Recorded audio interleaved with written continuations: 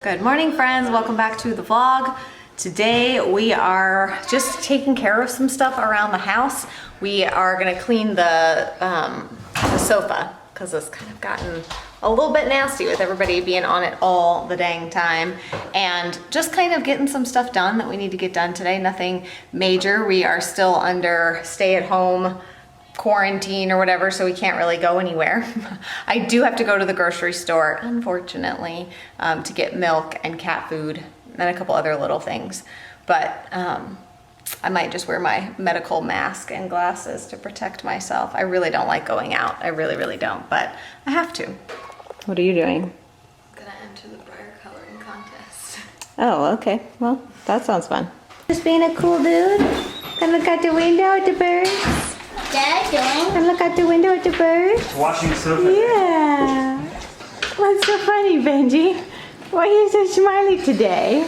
Why are you so smiley today? Huh? Why are you so smiley today? People would like to know why you always are wearing a hat. Who, me? Yeah. I'm in this mop right now. I haven't had a haircut. Well, even before that, even when you have a haircut, you always I grew wear up a playing hat. baseball. I've worn a hat since I was like 5, so I just wear, and I really like hats. They're an accessory. Dad. Like you like purses or... Well, I don't carry my purse with me everywhere I go all the You don't time. sleep in your purse? No. Look at him looking at you. Hi. What the heck? He's like, I can't see, fool. Take it off my head. I can't see. You like it? You don't like it, do you? He's like, get this thing off of me right now. You don't like it, do you? He's too dignified. Remove that. This is the only kind of hat he'll wear is a, I don't know, bowler hat or something. Who's the veggie man? Who's the veggie man? Who's the veggie man? Come on. 1, 2, 3. It's a Benji man. What's up, JJ? Bye-bye. It's a Benji man. Yeah. Oh. Wait, yeah.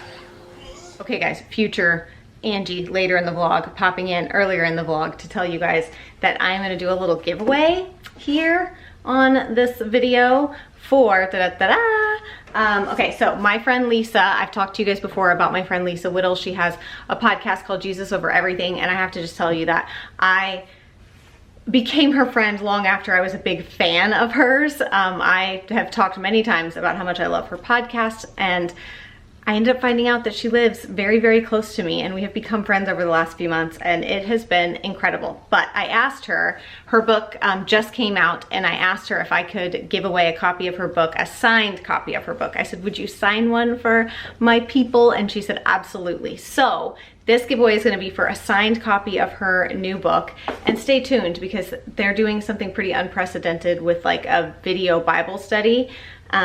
And I'm gonna do it, and I'll share the details with you guys so you can join me in doing it if you want to. But the other thing I'm gonna give away is, it is a copy of my book, and I'm going to sign this one as well. So the winner will get Lisa's book and my book signed by each of us. I'm gonna leave all the details about how to enter the giveaway down below in the description box. So check that out so that you can be sure to enter. That's it. I just wanted to pop in here and tell you guys that really quickly. Now back on to the vlog. Okay, good job. While Ciara is doing cleaning the sofa, I'm gonna give the twins a bath real quick. Good job, thank you. Thank you guys. Millie. Ivy.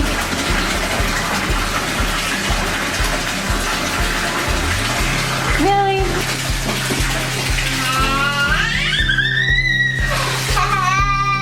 Alright, so we're gonna clean the sofa real quick. We've got some milk stains and some like little Benji spit up stains. So I'm gonna tackle this bad boy with our carpet cleaner. Hopefully kind of get this place smelling good. All the fabrics are just kind of dingy right now. So see if we can make some magic happen.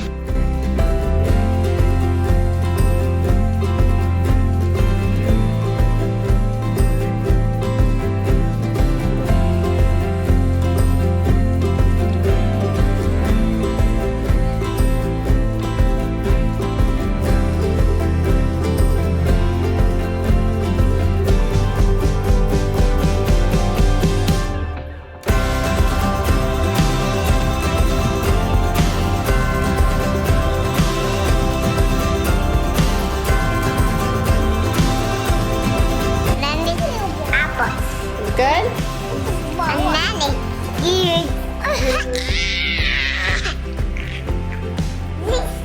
It was good?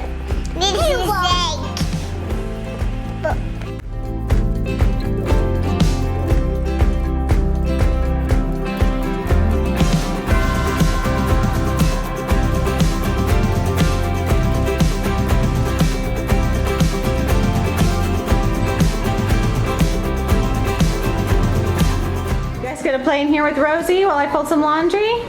Yes. Yes? Oh, are you sleepy? Gonna take a nap in Rosie's room? I could nap. Oh. Alright, have fun. Be careful, okay? I'll be right next door folding laundry. The work is never done, I tell you, around here. It's just laundry and more laundry.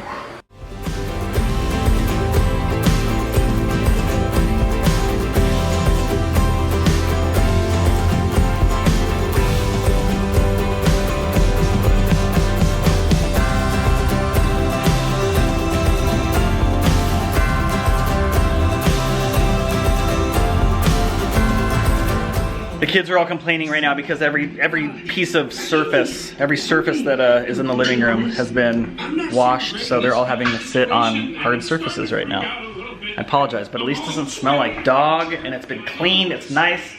The twins' nap schedule has been like thrown for a loop over the last week, so Angie threw them in the car to try and get them down for a nap for a little bit. I'm gonna make the kiddos some lunch. B-Man, you wanna learn how to do a Rubik's Cube? Baby? Look at his face. He's love? He's like, You wanna learn how to do the cube, buddy? Can you do it? Or are you just gonna drool all over it? What do you think? What's the best plan? You like it? Yeah, buddy. Yeah, buddy. Ah, finally. I got myself at Costco the other day some delicious, very ripe looking avocados. I'm gonna make myself a little bit. I put in everything but the bagel in there. Mix myself up a little avocado stuff and away we go. Are you enjoying that? I am. Didn't you solve that when we were in high school? Or like... It was college. It was college. You actually did the whole thing though? Yeah, I can. It'll take me a long time to figure out the final couple steps, but I've got the first 2 rows down. There's a YouTube channel that I found. It's a guy named Chris Ramsey, who is a former magician, but his whole YouTube channel is nothing but solving puzzles that people create. Like the puzzle business is a booming business apparently. So these Japanese puzzle creators will send him like level 10 puzzles, which is like some little wooden structure. It's really fascinating. So his videos are about 10 to 15 minutes long, sometimes 30 minutes, depending on how long the puzzles are. And I just got sucked in. I'm like, you know what? I'm bringing back the Rubik's Cube. So I'm bringing it back. Did it ever fall out of favor? Yeah, I can't do it anymore. Like, I can only do Oh, it you're first. bringing it back for you. I thought you meant like as a trend. Yeah, kids now are like, Yeah, 30 seconds like the and they're tiny done. ones. Yeah. You're good at that too. Damn whippers. I'll cut that. No, you can't. Please. So somebody commented. That's what she said. Somebody commented on the last video, was like, are you at CR always listening to music? Because we always have our AirPods in lately. And here's the funny thing. So as of this, well, not just the quarantine, but it's definitely been like a spur in that direction. We have both just been like really diving into different topics and things that we are interested in or want to find out more about, and it usually leads you down a rabbit hole of something else. And so we've both just been listening to a ton of podcasts and audiobooks and YouTube videos, everything from like World War II stuff to evolutionary biology to, I mean, what? Politics, Religion, science. Yeah, apologetics, science, all kinds of things. And then we have these discussions about what we're like learning about. You can come over and come in. It's a lot of fun. And so like the other day we stood in the kitchen and didn't even realize that we were talking, like while we were doing stuff, you know, we were cooking and taking care of the kids and everything, but like humming and buzzing around the kitchen talking. And it was what, 2.5 hours? Like when you got up, you said it's 4 o'clock. Oh my gosh. I said, oh yeah. And then we kind of carried on and it was like 6:30 and we were like, oh my gosh, like we've been talking about this topic for like 2.5 hours. just while we're going about our day and doing our regular stuff. So and here's what I've noticed too is I'm not a history buff, and because I don't know much about that era, I'm very interested in learning more. So over the last few years, any World War II documentary I can get my hands on, I've watched it. I love listening to podcasts about it. Today, actually, you listened to a podcast episode that had an investigative journalist yeah, on. She's an investigative journalist, and she talked about a lot of different things. She's written a few different books, but one of the things that she wrote a book about was Operation Paperclip, which is post World War II. So like, yeah, it's a different lens of looking at the same issue. So it's like the CIA secret operative missions and all this crazy stuff that happened with Nazi Germany after World War II. And I know I'm rambling right now, but those are things that I never learned about. So it's really cool because when we start conversing, we're kind of bridging these gaps of what interests her, what interests me, and it's like it's a marriage of the two. Has also led us to, which is cool, like this is the cool part about homeschooling and stuff too, is that we're like, okay, we want to do this unit with the kids, and like here's how, you know, he and I can come together and like contribute ideas and like how we want to teach them about different stuff, because history is specifically one of those areas with homeschooling and school in general that there's a narrative and it's repeated over and over again, whether it's right or wrong. And you know, through research and all of that, you can quickly find that there's some holes in that, and there's stuff that's not entirely truthful, or stuff that's completely left out. And that's more or less like what we're reading about, is like, wow, we had no idea about that. Completely left out of every history class that we ever took in high school or college. And so it's just cool to be able to like wrap that around and say, okay, well, we want to tell our kids about this part of it. We want to talk to them about this part of it. Because it's all stuff that defines holes like my cargo shorts. Yeah, holes need to be filled. The American history has holes like CR's cargo shorts. That's very true. All right, I'm going to slap this guacamole onto this bagel that is now cold and get to eating. You know what I'm saying? And you're just tugging away at that. I think I got the kids too are also like diving into. See, first two rows, I can get it to here, one side, and then your first two rows. But close is not close enough in the world of Rubik's cubes. The kids are also like diving into stuff that they are really interested in and stuff too. I think Kennedy's read like 4 books of this book series that she's interested in, and then as she finishes them, she passes them down to Shelby, and Shelby reads them. Shelby's begun making movies. Yes, they have started making movies too. Which I don't know how I feel about this. Like, I'm very proud. She's on like iPads and iPhones and editing together like horse. They're using your old phone. Yeah. Yeah, so I don't know. Like, They're I don't want her to end up in Hollywood. Let's just put it that way. I do. If you're a good person with good character and morals, that's a great place for you to end up.